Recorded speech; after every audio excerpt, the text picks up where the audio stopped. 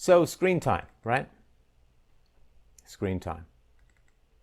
That is a big killer of life, of productivity, and so on, right? Screen time is a very big deal in terms of how much of your life it can burn. Yeah, a couple of hours a day on smartphones, sometimes a couple of hours a day on television, a couple of hours a day on video games. That is a problem. It's a problem for eyesight. It's a problem for posture. It's a problem. There's a reason why I do these shows standing up if I can, right? There is a problem with an excess of screen time. See, the funny thing about screens, computers, phones, video games, and so on, they give you this illusion of achievement that isn't real, right? Oh, I completed this level. I got this achievement on Xbox or whatever.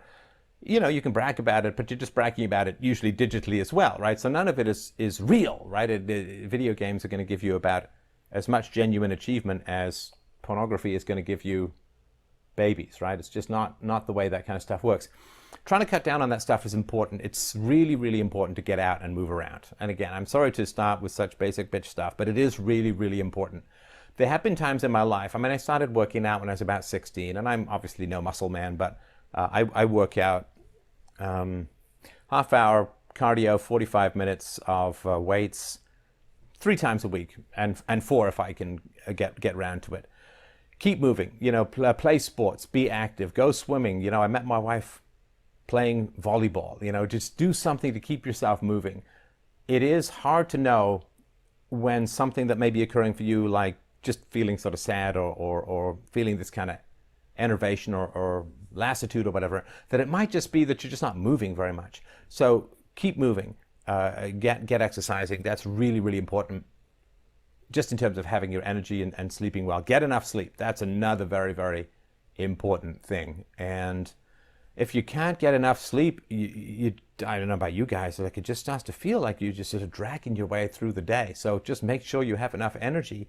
Just deal with the basics. Eat reasonably, you know, don't grab a face full of Cheetos while you're playing a video game, or order in a burger and fries and think that you're powering yourself with excellent nutrition. Now, I'm no nutritionist, so you can sort of eat, but we all know the decent stuff to eat, you know, some you know, veggies and some fruit and you know, like stuff that's real, right? Stuff that is not shaped in colors not known to man or God, right? So just, you know, eat decently, get your exercise, make sure you get enough sleep. And here's the thing that I really want to sort of get across to you in terms of how to get your life really up and moving. Have a larger purpose. Have a larger purpose. You got to ask yourself, what is the purpose of your life? Which is another question of saying, why be alive? What are you going to do with this unbelievable gift that you've been given? To be a walking, bipedal, vertical propulsion machine for the greatest piece of wetware in the universe, the human brain, is an incredible gift. You are in possession of the greatest treasure in the known universe, which is the human brain, our capacity to reason, to communicate, to dream, to create, to love, to abstract, to philosophize, to recognize evil rather than danger, to know the truth rather than mere accurate sense impression, which is available to a cave fish. So we are, all of us listening to this, watching this, we are in possession of the greatest gift that can be conceived of, because we are the only beings that can conceive of it. So this is really, really essential to understand, that you may feel down, you may feel rejected, you may feel lonely, you may feel isolated, you may feel depressed. I get all of that. And I'm not going to say like, oh, a pep talk's going to make all of that vanish. But what I am saying is that first recognize that even the capacity to feel unhappiness or feel existential angst or bemused resignation or whatever it's going to be, all of that is part and parcel of this incredible gift. Maybe it's rescuing animals, right? Maybe it's helping kids. Maybe it's writing a book. Maybe it's writing something, right? Maybe it's becoming a great engineer and finding ways that people can live better. Maybe it's becoming a farmer and producing food for the world in a fantastic way. It's something that is bigger than your immediate bodily pleasures. And bodily pleasures, see, people think, oh, well, it's sex and food and all that. Yeah, those are great bodily pleasures. But one of the saddest bodily pleasures that we indulge in is the avoidance of our own potential. When you play a video game, and I want to put the caveat in, I like video games, so it's not hating on video games as a whole, but you know, they kind of getting out of hand for the younger folks, right? And also for the middle-aged folks, some of them as well. When you plug into a video game, you are surrendering your imagination to the scripted worlds of other people, of other artists and programmers and visualizers and scripters, right? So you are not daydreaming. You are not creating something new. You are flexing minor muscles within a tightly prescribed existing world. And that's an important thing to understand. So when I was a kid, they still have these around, but there were these choose-your-own-adventure novels, right? And the choose-your-own-adventure novels were, you know, you see a dragon, the dragon rears its head. Do you fight or run? If you fight, turn to page 3. If you run, turn to page 15. And you just, right? So, I mean, is there a certain amount of creativity in that? I guess you got some choices, but they're pretty much within a very tightly confined and prescribed other world. That's not very creative. It's not bad, and we all need rests from creativity, but it's not very creative. Now, writing a novel is creative. Following a choose-your-adventure novel, not super creative. Maybe creating a video game is creative, certainly is.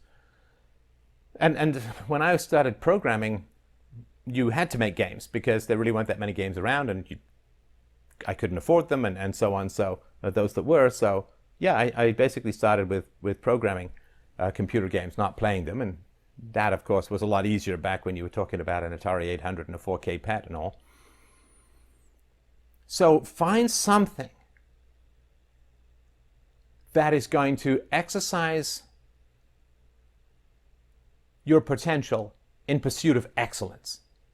And again, I don't necessarily mean moral excellence, philosophical excellence, but find something that you care about that takes you out of your immediate physical pleasures and lusts and desire for dissociation. And, you know, video games is kind of like a self-erasure, and particularly the fast-paced ones, because you're in there just focusing on everything. You're not really yourself. You're not deeply immersed in the richness of your imagination and creativity. You're not planning long-term goals you're not whipping together a team and making sure everyone's facing the same direction and charging with the right equipment for some goal, for some objective. You are feverishly self-erasing within a digital world that is tight and artificial and scripted.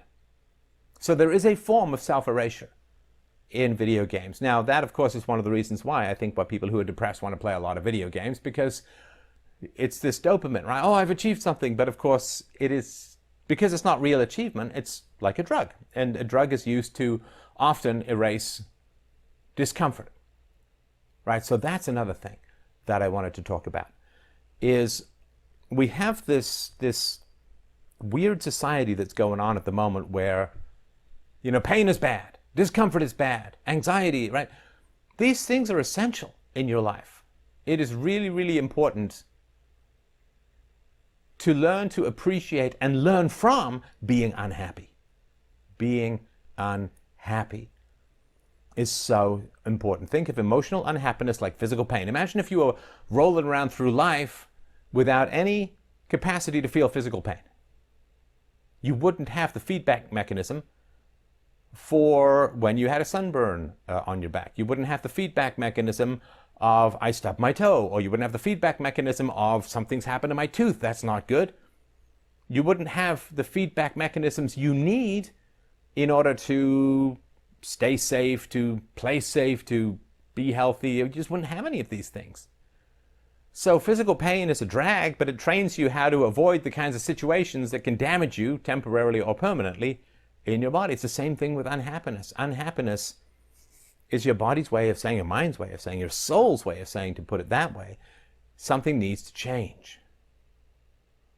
Now, if you have a toothache, you can just mask it, right? You can just take painkillers and soldier on, right? Like there's nothing that's bad, right? But that can actually get you killed, right? Because a toothache can produce bacteria. You swallow that bacteria, it can go into your heart. I mean, it can be really bad. So you don't want to numb your pain. You want to embrace your pain and learn what your unhappiness and your pain is trying to tell you.